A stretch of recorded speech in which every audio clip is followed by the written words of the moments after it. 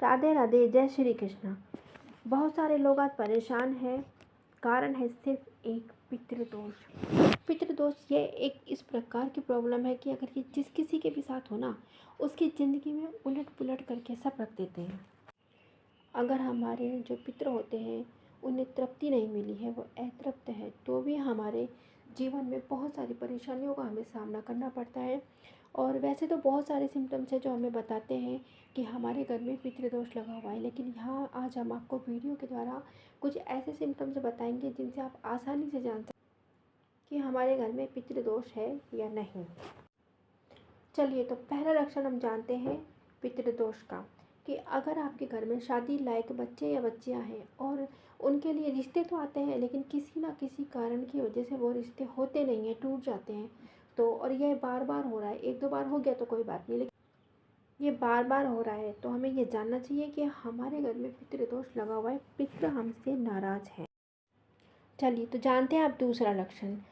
अगर घर के अंदर हमेशा कलेश बना रहता है, लड़ाई झगड़े बने रहते हैं, भाई बहन की नहीं बनती है, आपस में भाई भाई की नहीं बनती है, और झगड़ा यहाँ तक पहुँच जाता है, मुकदमेबाजी तक झगड़ा अगर पहुँच चुका है, तो भी आप ये समझ लीजिए कि हमारे घर में पितृदोष लगा हुआ है और इसका हमें जल्दी से जल्दी उपाय करना चाहिए।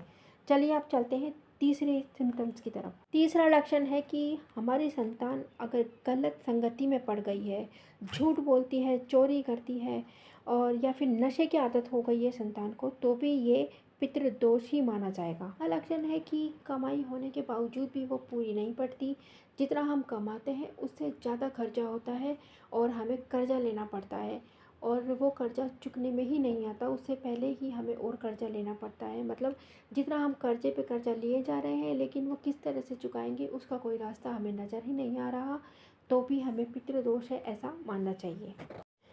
पांचवा लक्षण है कि घर से बीमारी जा ही नहीं रही है, एक जाए एक आए वाले हालात हो गए हैं, कोई ना कोई घर में हर समय बीमार ही रहता है, तो भी पितृदोष है ऐसा जानना चाहिए।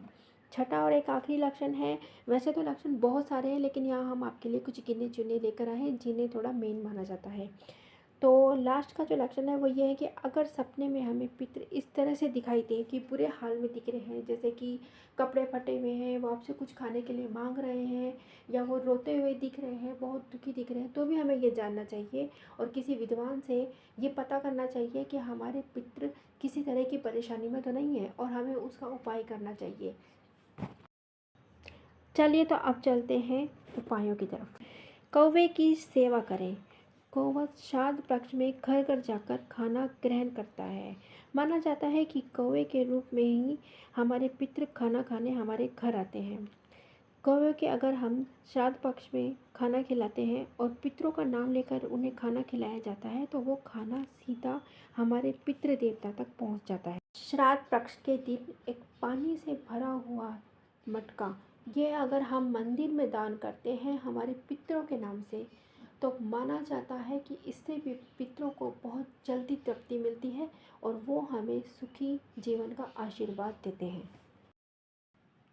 श्राद्ध पक्ष में तो पितरों के निमित्त हमें कुछ ना कुछ अवश्य करना चाहिए, लेकिन अगर हम रोज़ भी सूर्य भगवान को जल देते समय 2 सेकंड के लिए ही अगर अपने पितरों का नाम ले लेते हैं, या ओम पितृ देवताभ्यो नमः इस मंत्र का जाप कर लेते हैं, तो भी हमारे पितृगण बहुत ही जल्दी प्रसन्न हो जाते हैं।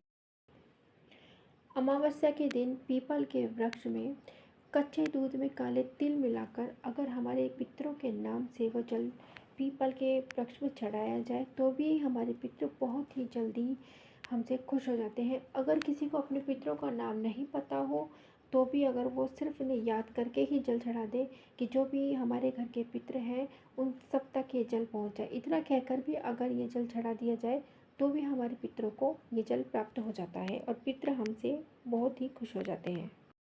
पितरों के निमित्त हम हनुमान चालीसा का भी पाठ कर सकते हैं, इससे भी हमारे पितृ बहुत ही जल्दी प्रसन्न हो जाते हैं। और देखिए, जब तक हमारे घर के देवता यानी कि हमारे पितृगण ही प्रसन्न नहीं होंगे ना, जब तक हम कितने भी मंदिरों में जा जाकर माथा टेक के आए, कितनी मन्नतें मांग ले, मनोकामनाएं मांग ले, कुछ लोग आपने कहते हुए सुना होगा कि हम इतने बड़े बड़े मंदिरों में जाते हैं, चढ़ावा चढ़ाते हैं, लेकिन फिर भी मनोकामनाएं पूरी नहीं होती। तो उसका कारण यही है कि जब तक हमारे पितृ, हमारे घर के देवता, मतलब जब तक हमारे घर के देवता जब तक हमसे नाराज़ है, वो ही प्रसन्न नहीं है, खुश नहीं है, तो ज़रा सोचिए कि जब तक हम कितने भी उपाय कर लें, हमारे एक भी उपाय कारागार सिद्ध नहीं होंगे, हमें प्रसन्नता नहीं मिलेगी। तो श्राद्ध पक्ष चालू होने वाले हैं, तो आप अपने पितरों के निमित्त कुछ ना कुछ पितरों के निमित्त जरूर करें। तो मिलते हैं अगले वीडियो में। राधे राधे।